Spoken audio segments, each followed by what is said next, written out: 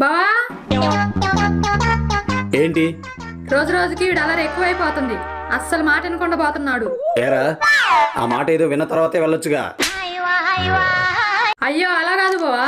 మరి ఎలా? వీడు పెద్ద ఎదవలా తయారవుతున్నాడు. ఏరా నిజమా? నీ అంత కాదులే డాడీ. సరే, ఎందుకురా నువ్వు అల్లరి చేసేది? మిగతా వాళ్ళు చేయకూడదని. నా గురించి నీకు తెలుసుగా.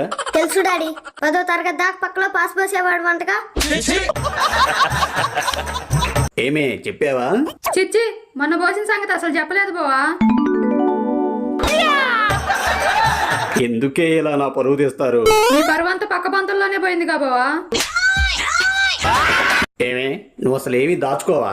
వద్దులేయ్యా, ముని 10 రూపాయలు దాచినందుకే తిట్టి నువ్వు. నన్ను పిలిచింది ఎందుకా?